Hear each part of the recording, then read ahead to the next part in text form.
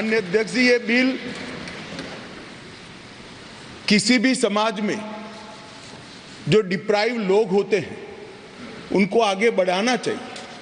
ये भारतीय संविधान की मूल भावना है, परंतु उसके साथ साथ इसका सम्मान न कम हो, इस तरह से आगे बढ़ाना चाहिए।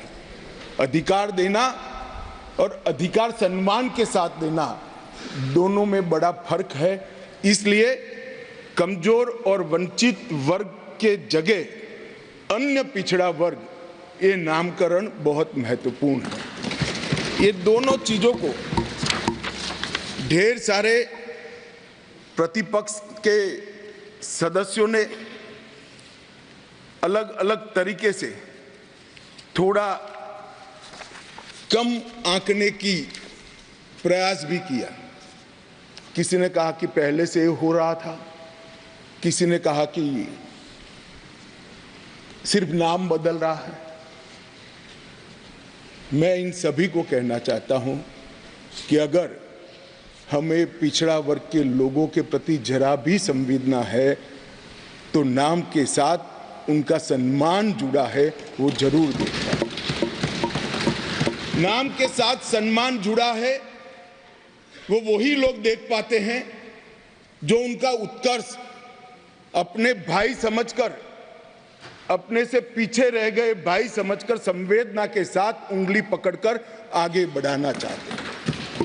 वो लोग इसका नाम नहीं समझ सकते जो इसका वोट बैंक के नाते उपयोग कर अच्छे लच्छेदार भाषण देकर राजनीति में वोट प्राप्त करने का जरिया और साधन समझते हैं। नरेंद्र मोदी जी ऐसे नेता हैं जो स्वयं एक गरीब से गरीब घर में जन्म लेकर आज देश के प्रधानमंत्री बने हैं। वो पिछड़ों का दर्द भी जानते हैं, वो गरीब का दर्द भी जानते हैं। और जब इनके आगे बढ़ाने की बात होती है तब कई बार तो मान्यवर मदद की जगह सम्मान के मायने बड़े होते हैं। मदद से ज्यादा व्यक्ति का सम्मान उसके सेल्फ कॉन्फिडेंस को, उसके आत्मविश्वास को और उसके गौरव को सम्मानित करता है, बढ़ाता है, जो उसके जीवन में आगे बढ़ने का कारण होता है। मैं इसलिए कह रहा हूं कि ढेर सारे सदस्यों के भाषण मैंने सुने भी है, पढ़े भी है मेरी चैम्बर में। ये भाव सिर्फ नाम बदलने से क्या होता है वो समझाने के लिए मैं कह रहा हूं।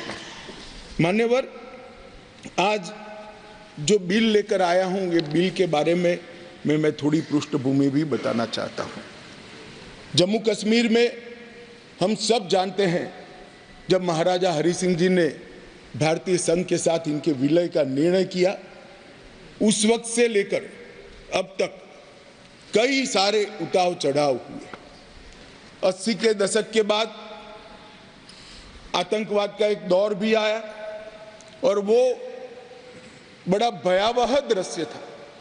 पीढ़ियों से, सदियों से जो लोग अपनी भूमि पर रहते थे, अपना देश समझकर रहते थे, अपनी जन्मभूमि समझकर रहते थे, वो मूल समेत उखड़ गए माने। और किसी ने इनकी केयर नहीं करी, इनकी चिंता भी नहीं करी, ना इसको रोकने का प्रयास किया। और कई बार तो मान्यवर रोकने की जिनकी जिम्मेदारी थी वो इंग्लैंड में वैकेशन कर रहे थे। मैं नाम देना नहीं चाहता। और फिर कहते हमने कुर्बानी दी। आपकी कुर्बानी आंख माथों पर अगर दी है तो, मगर सटीक काम और सटीक उपाय और शक्ति के साथ वोट बैंक की राजनीति के बगैर उस वक्त उसको आतंकवाद को उगता हुआ खत्म करते तो आज उनको अपना प्रदेश छोड़ने की जरूरत ही नहीं पड़ती, ना मुझे बिल लेकर आज सदन के सामने आना पड़ता। मान्यवर, जब ये विस्थापित हुए तब देश के अन्य हिस्सों में, अपने ही देश में शरणार्थी बनकर उनको जाना पड़ा। दिल्ली, बेंगलुरु, पुणे, अहमदाबाद, चेन्नई, न जाने कहां कहां गए। लगभग वर्तमान के आंकड़ों के अनुसार 46,631 परिवार और 1,57,967 लोग अपने ही देश में विस्थापित हो गए। और इस तरह से विस्थापित हुए कि उनकी जड़ें ही अपने खुद के देश से, अपने खुद के प्रदेश से, अपने खुद के वतन से उखड़ कर रह गई। ये बिल उनको अधिकार देने का है, ये बिल उनको प्रतिनिधित्व देने का है। मान्यवर, कश्मीर के लिए एक प्रकार से 3 युद्ध हुए। 47 में पाकिस्तान ने कबालियों के नाम से आक्रमण किया। इसमें लगभग 31,779 परिवार पाक अधिकृत जम्मू कश्मीर से जम्मू कश्मीर में विस्थापित हुए। इनमें से 26,319 परिवार जम्मू कश्मीर में और 5,460 परिवार देश भर में फैल गए। वो पाकिस्तान के हमले के शिकार थे।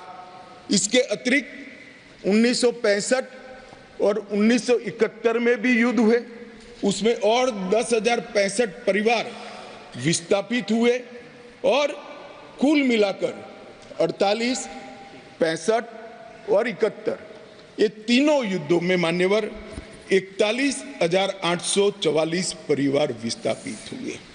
ये विस्थापितों की स्थिति के बारे में मैं बाद में बात करता हूं, परंतु ये बिल है वो उनको अधिकार देने का बिल है, ये बिल उनको प्रतिनिधित्व देने का बिल है। आज वो लोग ऐसी स्थिति में नहीं है कि वो चुनाव लड़कर वहां की असेंबली में बैठ पाए।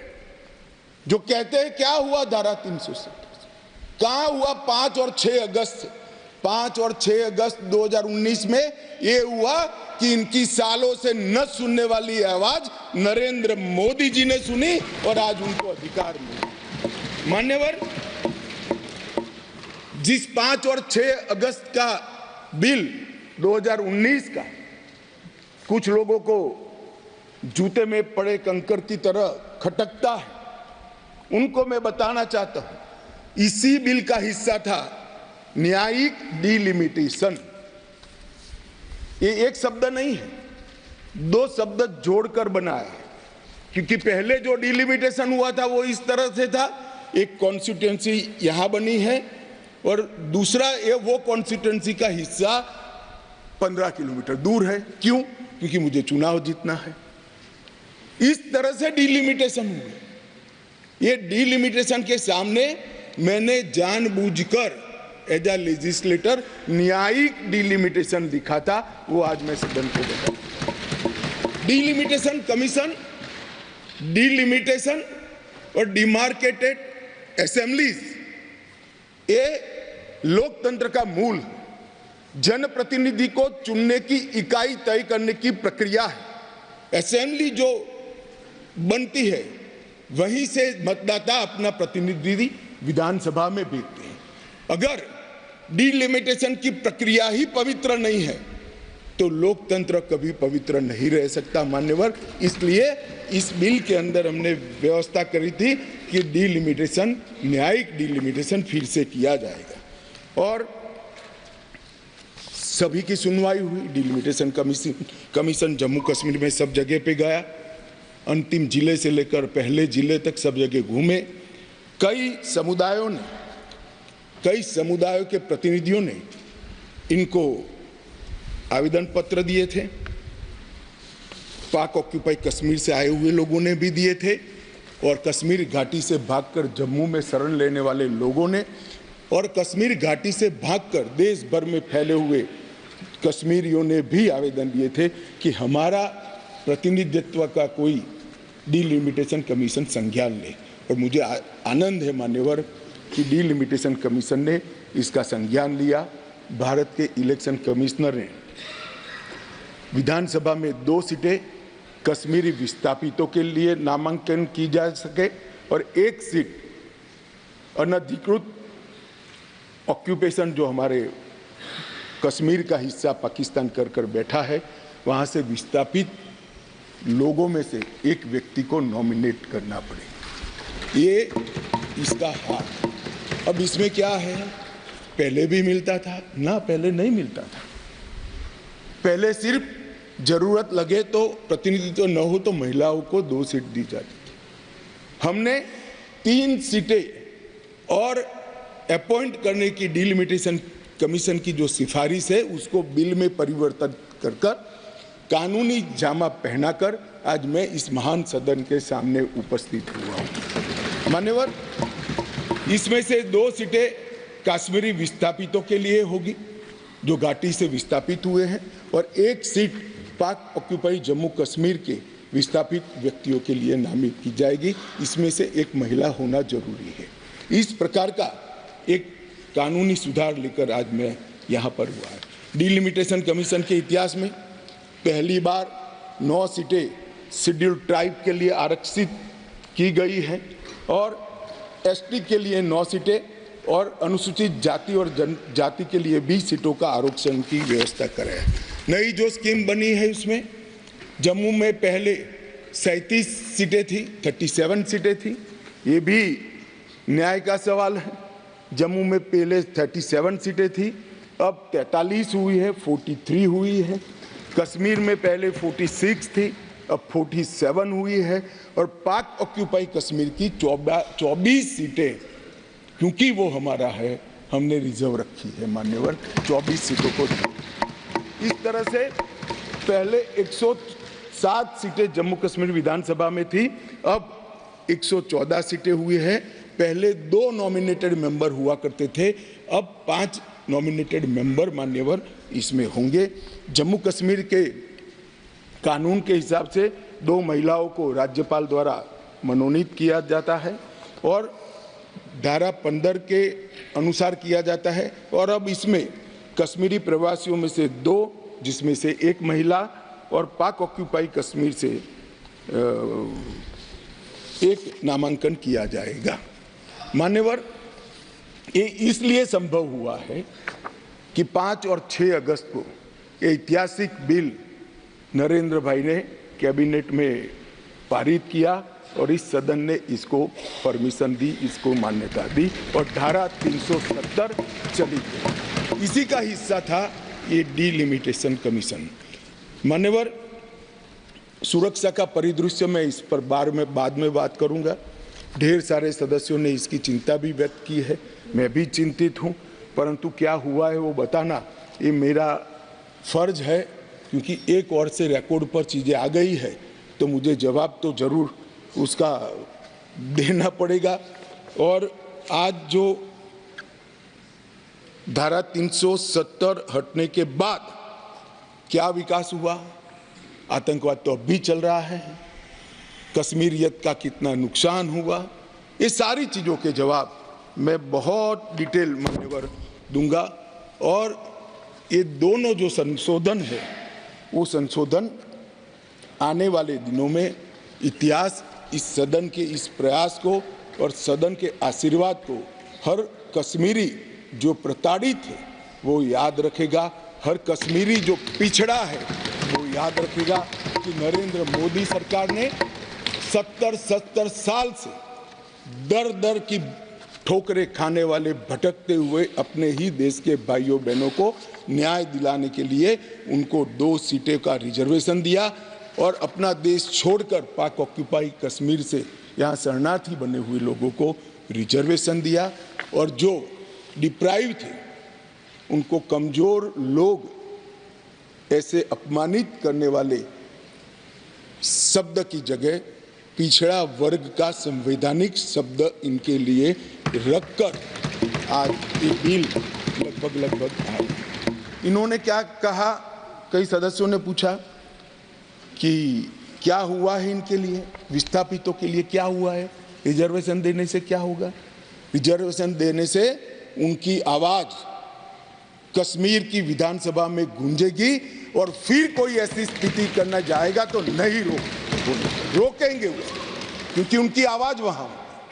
मान्यवर, इसके अलावे 5,675 कश्मीरी विस्थापित परिवार आज रोजगार पैकेज का फायदा उठा रहे हैं। ऐसे कर्मचारियों के लिए 6,000 फ्लैट बनाने का प्रोजेक्ट था जो नहीं समाप्त हुआ, 14 से शुरू हुआ, मगर अब राष्ट्रपति शासन डालने के बाद लगभग 880 फ्लैट्स बन गए हैं और उनको हैंडओवर करने की प्रक्रिया चालू है। इनकी ऑनलाइन शिकायत लेकर इसके निवारण का पोर्टल भी मान्यवर शुरू कर दिया गया है। और एक बहुत महत्वपूर्ण कानून, जो लोग कहते हैं, मैं कश्मीर के जो सांसद बैठे हैं उनको विशेष रूप से कहना चाहता हूं, क्या हुआ जो कहते हैं इनको बताना चाहता हूं। मान्यवर, जब आतंकवाद चालू हुआ, निशाना बनाकर सबको भगाना शुरू हुआ, घड़ियाली आंसू बहाने वाले तो मैंने बहुत देखे, शब्दों से अच्छे तरीके से सांत्वना देने वाले मैंने बहुत नेता देखे हैं, मगर नरेंद्र मोदी एकमात्र व्यक्ति ऐसा है जिन्होंने इनके आंसू साच अर्थ में पोंछने का काम किया। मान्यवर, उनकी पीड़ा का हम कल्पना नहीं कर सकते, जो करोड़ों रुपए का प्रॉपर्टी वहां छोड़कर जान बचाने के लिए कहीं बेंगलुरु, कहीं अहमदाबाद, कहीं दिल्ली, कहीं जम्मू में जाकर कैंप में रहे हैं, अपने स्तर से बहुत नीचे जीवन जी रहे हैं। इनकी पीड़ा की कल्पना हम नहीं कर सकते बाकी के देश के हिस्से में रहकर, मगर जब वहां से भागे वो, करोड़ों रुपए की संपत्ति किसी ने कब्जा ली। कब्जा लेने के बाद कहा कि अब तुझे कुछ नहीं मिलेगा, मैं जो देता हूं वो ले लो। औने पौने दाम में करोड़ों रुपए की संपत्ति एक प्रकार से छीन ली गई और प्रशासन चुपचाप बैठा, कोई कदम नहीं उठाए। और मान्यवर, हमने इसका रास्ता ढूंढा, नया कानून बनाया और वो रिट्रोस्पेक्टिव इफेक्ट से उनको वापस देने का काम भारतीय जनता पार्टी की नरेंद्र मोदी सरकार। ये पूछते हैं क्या हुआ था वो भी बताया और अब क्या हुआ वो भी बताया। और बहुत बोले हो, धैर्य रखना सुनने का, आज जरा धैर्य रखकर सुनना। और मेरा निवेदन है, जितने बैठे कम ही बैठे हैं, चले न जाए। मान्यवर, अधिवास प्रमाण पत्र लगभग 1.6 लाख लोगों को अधिवास प्रमाण पत्र देने का काम ये भारतीय जनता पार्टी की सरकार ने। नरेंद्र मोदी जी के प्रधानमंत्री बनने के बाद प्रति व्यक्ति 3250 रुपया और अधिकतम सीमा परिवार में 13,000 रुपया कैश डॉल दिया जाता है इन लोगों को। प्रति व्यक्ति 9 किलो चावल, 2 किलो आटा और 1 किलो मासिक चीनी देने का काम हमारी सरकार करती है माननीय। और पाक ऑक्युपाई कश्मीर से जो लोग आए थे उनको एक मुश्त 5.5 लाख रुपया एक साथ देने का काम ये नरेंद्र मोदी। जो लोग कहते थे कि क्या हुआ, आप तो मूल से ही कटे हो साहब, मूल के साथ संपर्क ही नहीं, कैसे मालूम पड़ेगा बदलाव क्या हुआ है। इंग्लैंड में वैकेशन कर जम्मू कश्मीर के बदलाव का अनुभव नहीं कर सकते हो। मान्यवर, हमने दादा बैठो, आपको नहीं कह रहा हूं दादा, बैठ जाइए। आप कहां कश्मीरी हो?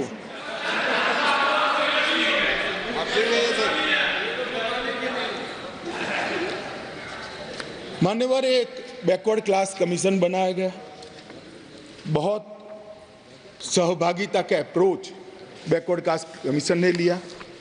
हितधारकों के साथ कई दौर का बैठक के किया, 198 प्रतिनिधि मंडल और 16,000 लोगों को की सुनवाई हुई।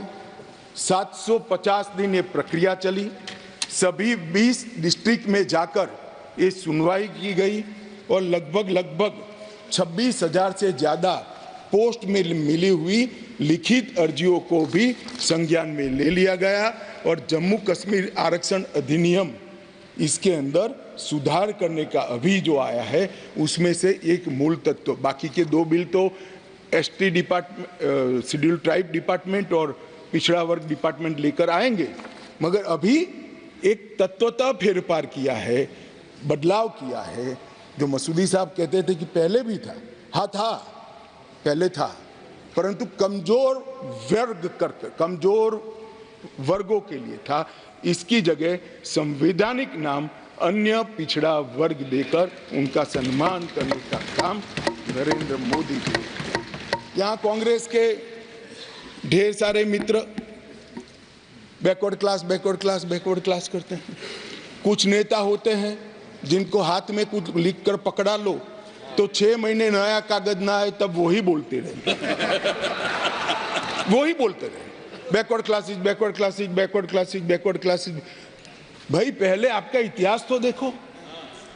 मान्यवर, मैं ऐतिहासिक सत्य के साथ इस सदन के अंदर स्टेटमेंट करने में झिझक नहीं रहा हूं कि बैकवर्ड क्लास का सबसे बड़ा विरोध और बैकवर्ड क्लास को रोकने का काम कोई एक पार्टी ने किया है तो कांग्रेस पार्टी ने किया है। मान्यवर, आज मैं पूछना चाहता हूं सदन की, पवित्र सदन के अंदर खड़े रहकर, पिछड़ा वर्ग आयोग को 70 साल से संवैधानिक मान्यता नहीं दी जाती थी।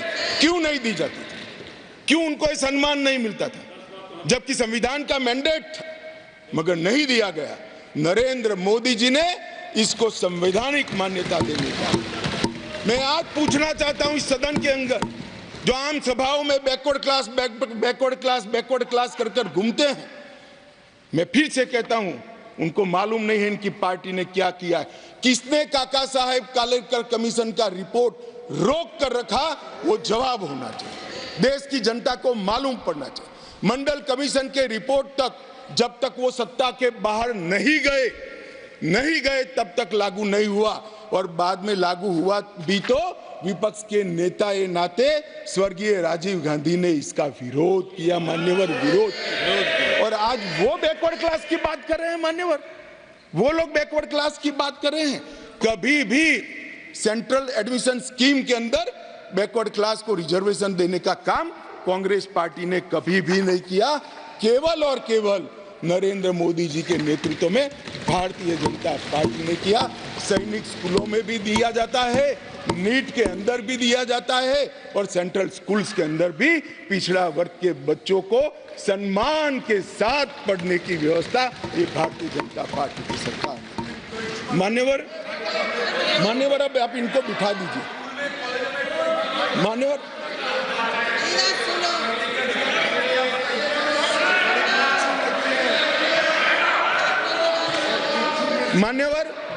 अब तक डिप्राइव लोगों की बात करते हैं। अब तक ईडब्ल्यूएस, इकोनॉमी का रूप से पिछड़े लोगों को आरक्षण देने की बात कभी नहीं सोची गई। पहली बार नरेंद्र मोदी जी ने अनारक्षित जातियों के गरीब बच्चों को 10% रिजर्वेशन देने का काम। और मान्यवर, आज ये नामकरण में भिन्नता से क्या होता है इनको मालूम नहीं है। इनको मालूम नहीं है। मानो मेरी माँ का नाम कुसुम है, मैं उसको कुसुम बोलता हूँ और माँ कहता हूँ।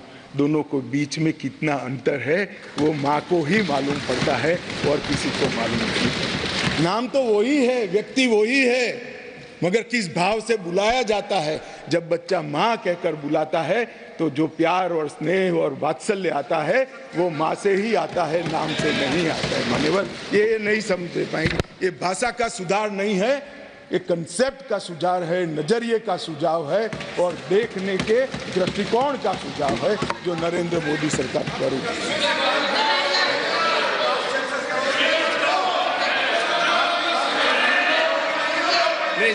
प्लीज। अरे यार अधीर रंजन, मैं एक बात कहता था कि एक नेता लिखा हुआ पढ़ते ही रहते पढ़ते, तुम भी वो स्क्रिप्ट पढ़ने लगे यार। ऐसा मत करो यार। अधीर रंजन जी, ऐसा मत करिए। आप माननीय विपक्ष के नेता है। आप भी तो कुछ पढ़ रहे हो। मैं जरा भी पढ़। अरे आपके बारे में नहीं बोल रहे वे। माननीय अधीर रंजन जी आपके बारे में नहीं बोल रहे। प्लीज। मान्यवर, मैं इनको बताना चाहता हूं, आजकल करते करते मेरे 32 साल किसी न किसी सदन में हो गए। मैंने आज तक कभी लिखा हुआ भाषण पढ़ा नहीं। मैं मन की गहराइयों से बोलता हूं। मेरे हाथ में जो कागज होता है आंकड़ों और तथ्यों को रिफेर करने के लिए होता है, क्योंकि मैं जिम्मेदारी के साथ यहाँ पर। मान्यवर,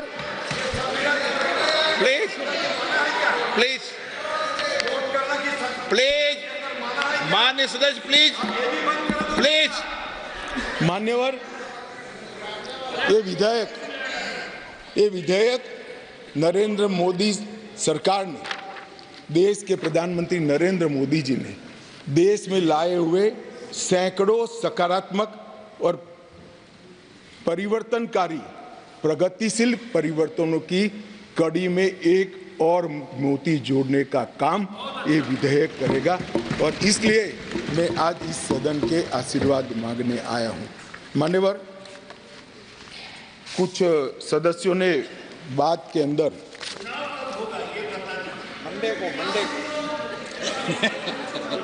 दादा धैर्य से सुनना पड़ेगा, अंत में बताऊंगा, तब तक आप टोके बगैर बैठे। मान्यवर, कुछ कानूनी और संवैधानिक मुद्दे खड़े कर दिए। पहले एक मॉरल बात लाए कि भाई जिस कानून के अंदर आप अमेंडमेंट लेकर आए हो वो कानून ही कोर्ट के सामने चैलेंज में है।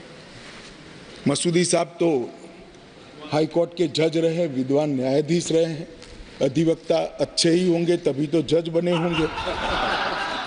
मैं उनको कहना चाहता हूं धारा 370 भी काफी साल तक चैलेंज में रही, क्यों नहीं रोका उसको? जब चैलेंज में थी तो धारा 370 को क्यों नहीं रोका गया? और आज आपको कानून की मर्यादाएं याद आ रही है। फिर भी मैं स्पष्टता करना चाहता हूं, आपकी ही पिटीशन है, आप पिटीशनर हो। इस पर स्टे मांगा गया था, स्टे पर बहस हुई, न्यायाधीशों ने सुनवाई कर स्टे देने से इनकार किया। स्टे देने से इनकार किया। मैं बहुत रिस्पॉन्सिबिलिटी के साथ यहां बोल रहा हूं, कोई स्टे नहीं है। कहा कि हम समाज करेंगे, एडमिट किया, जो एडमिट खुद ही होता है कि नहीं, एडमिट होने से कुछ नहीं होता, स्टे करना पड़ता है, ऑर्डर में स्टे करना पड़ता है। मान्यवर, जब तक आप तो जज रहे साहब, ऊपर वाले से तो डरिए, फारूक साहब से इतना मत डरिए। मान्यवर, पिटीशन एडमिट होने से किसी को डराता नहीं। फिर भी डरते हैं, बोलिए। मेरा काम डराना नहीं, आप लोगों का काम है डराना, हम डराते हैं। मान्यवर कहा है उसका जवाब मैं आपके बाद दूंगा। नहीं दे सकते आप, नियमों के अनुसार नहीं दे सकते। मान्यवर, जब कोई भी पिटीशन सुप्रीम कोर्ट के सामने जाता है, अगर सुप्रीम कोर्ट उसको स्टे नहीं देता है तो तब तक यथास्थिति बनती है, और यथास्थिति ये है कि राष्ट्रपति महोदय ने इसको कानून को बनाने का काम पूर्ण कर दिया है। ये यथास्थिति है। इसके लिए मैं इसके अंदर अमेंडमेंट लेकर किसी भी समय पर आ सकता हूं। और ये जो है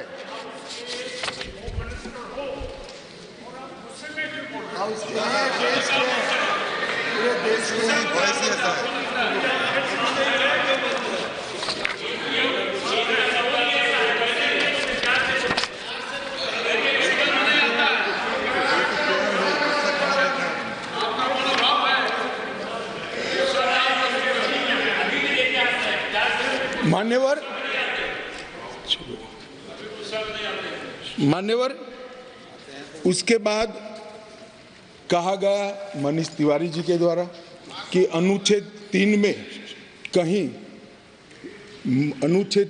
कहीं पर भी यूटी का प्रावधान नहीं है। अब मैं मान्यवर, कोई कंफ्यूजन नहीं रहना चाहिए, बहुत बड़ी बात माननीय सदस्य ने करी है। मैं अनुच्छेद 3 इस सदन में पढ़ना चाहता हूँ।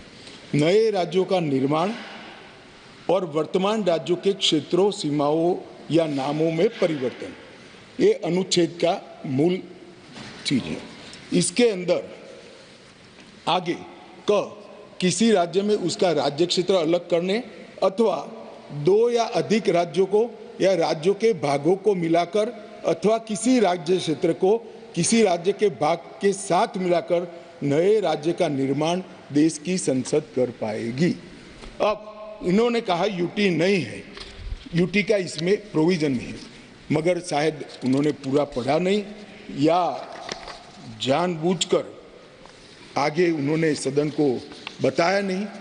इसी के नीचे आर्टिकल 3 के नीचे ही स्पष्टीकरण किया है। इस अनुच्छेद के खंड क से ड में, जिसमें सारी चीजें आता है, राज्य के अंतर्गत संघ राज्य क्षेत्र समाहित है। तो वहां पर राज्य मीन्स संघ राज्य क्षेत्र अपने आप हो जाता है। तो ये इनको मैं मनीष जी को थोड़ा स्पष्टता करना चाहता हूं कि इतना बड़ा गैरकानूनी काम कम से कम नरेंद्र मोदी सरकार नहीं कर सकती। ये कोई इंदिरा गांधी की सरकार नहीं है जो इस प्रकार के कानून लेकर आए।